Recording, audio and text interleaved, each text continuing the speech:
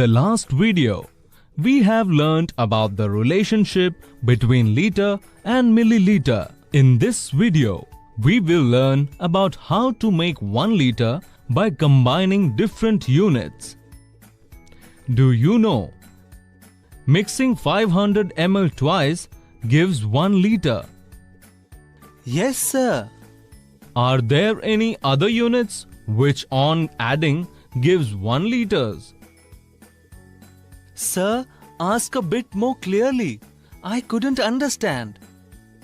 For example, do you think that glasses of 250 ml can be combined to form 1 liter? Yes, it can be made.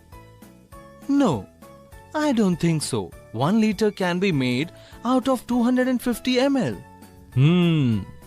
So, let's see how 250 ml and other units can be combined to form a liter.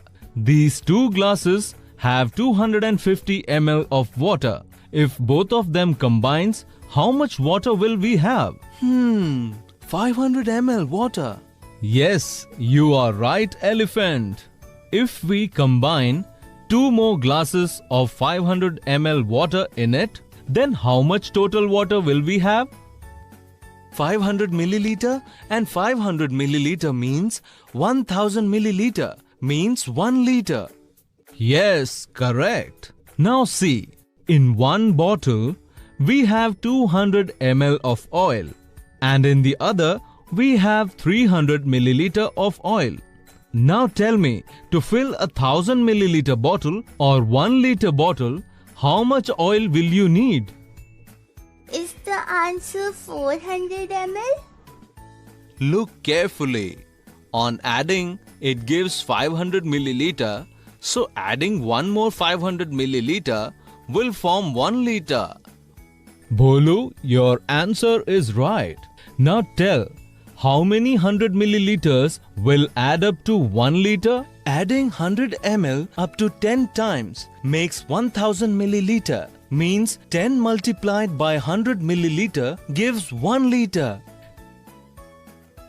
Now, answer one more question of mine. This bottle contains 200 ml of water. How many times 200 milliliter bottles should be added to give 1000 ml of water?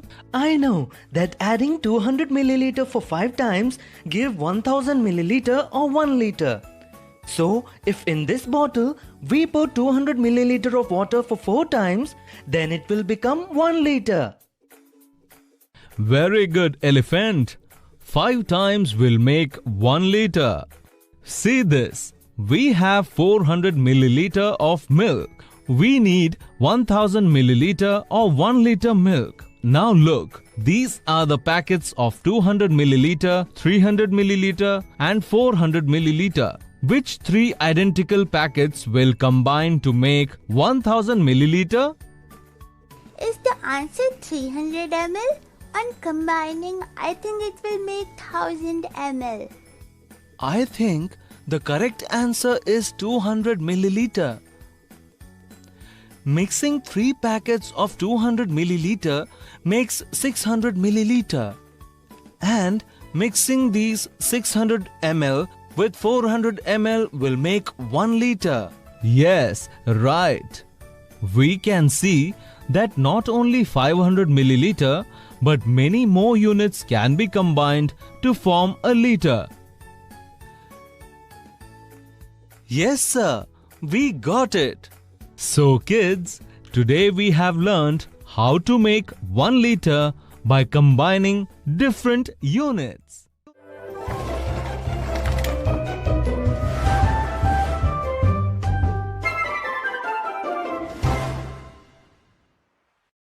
Containers for measuring volume of liquids. Today, we will learn how to measure volume of liquids using containers of standard units. Why are you all looking so upset? Elephant was ordered by his mother to bring 2 liters of milk, but he forgot to bring vessel to fetch it. We all are looking for a right vessel to help the elephant. Can you help us? Yes, I will definitely help you. But first answer some of my questions. Yes, ask. Okay, just look at the nearby shop and tell me what are those things that are found in a bottle. Bottle of honey. Bottle of cold drink. Bottle of oil. Bottle of shampoo. Well done. Can you match all these liquids with their right amount? Bottle of honey is of 500 ml. Bottle of cold drink is of 200 ml. Bottle of oil is of 5 liters. Bottle of shampoo is of 1 liter.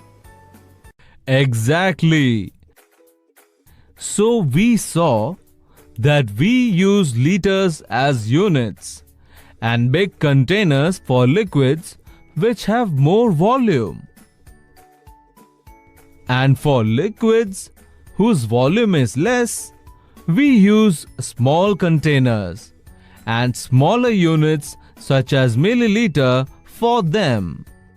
Okay, so we want a big container for the elephant so that he can fetch 2 liters of milk. Yes, you got it right.